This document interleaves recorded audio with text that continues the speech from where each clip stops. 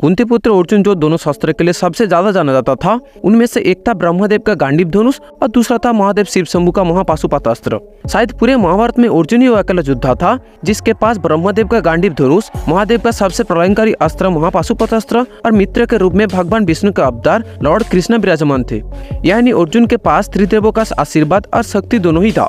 संपूर्ण महाभारत में अर्जुन अपने दिव्यास्त्र के भंडार में से सिर्फ 10% अस्त्र का इस्तेमाल किया था, क्योंकि अर्जुन जानते थे दिव्यास्त्र के प्रयोग से सिर्फ विनाश ही संभव है, सृजन नहीं।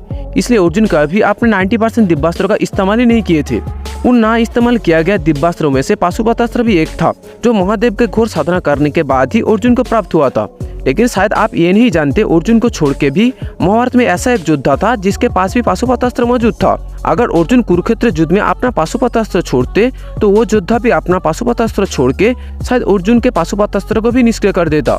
उस योद्धा के पाशुपत अस्त्र के बारे में भगवान श्री कृष्ण खुद ही अर्जुन को बताया था, हे पार्थ, मैं नहीं समझता कि महान राजा युधिष्ठिर अब और जीवित रहेंगे। भले ही भीमसेन उनके साथ में है और वो सिंह के समान दहाड़ रहे हैं, ये शत्रुओं के भस्म करने वाले धृतराष्ट्र के पुत्र भी बार बार दहाड़ रहे हैं और वे युद्ध के विजय के कामना में अपने विशाल संघ बजा रहा है। हे पार्थ, पांडव युधिष्ठिर आप मारे जाएंगे। सूर्यपुत्र कर्ण धृतराष्ट्र के अत्यंत बलशाली पुत्र को तुम्हारे प्रति प्रेरित करके खुद युधिष्ठिर को सूत करना इंद्रजाल पाशुपत अस्त्र से ढक देगा और सारे महारथी उसका अनुसरण करेंगे।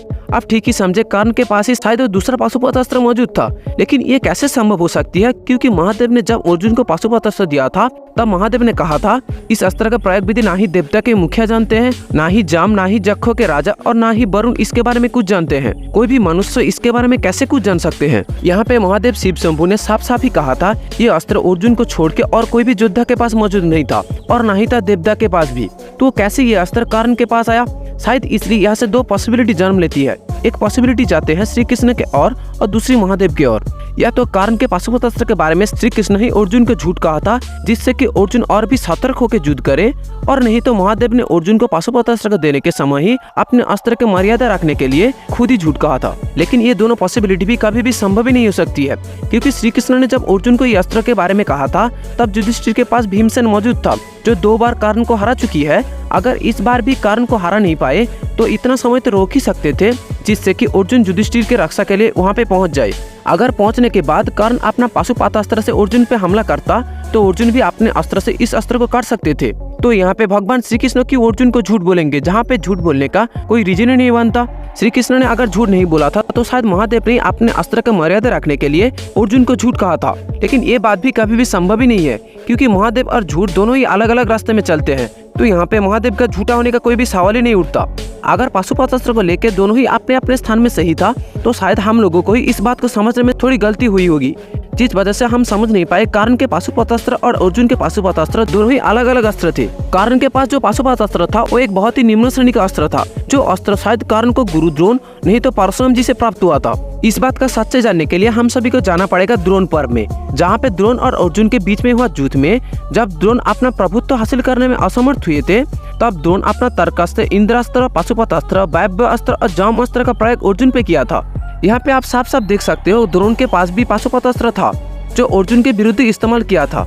लेकिन ये अस्त्र इस्तेमाल होने के कुछ देर बाद में ही अर्जुन अपने अस्त्र से इस अस्त्र को आसानी से काट दिए थे। अगर द्रोण के पास जो पाशुपत अस्त्र था वो महादेव शिव शंभु का पाशुपत अस्त्र जैसे समान दिव्य होता तो शायद इस अस्त्र को रोकने के लिए अर्जुन को अपना पाशुपत अस्त्र छोड़ना पड़ता। लेकिन संपूर्ण कुरुक्षेत्र युद्ध में अर्जुन एक बार भी अपना पाशुपत अस्त्र का प्रयोग नहीं किया था। इसलिए मैं कह रहा था कर्ण के पास जो अस्त्र था वो शायद गुरु द्रोण और नहीं तो परशुराम जी से प्राप्त हुआ था, और शायद ये अस्त्र भी अर्जुन के पास मौजूद था। लेकिन महादेव शिव शंभु ने अर्जुन को जो पाशुपत अस्त्र दिया था वो बहुत ही एक हायर क्वालिटी का अस्त्र था, जिसके प्रयोग मात्र ही संपूर्ण ब्रह्मांड 1 मिनटों में खत्म हो सकता था। कर्ण और द्रोण के पास जो पाशुपत अस्त्र था वो अर्जुन के पाशुपत अस्त्र के मुकाबले में कुछ भी नहीं था।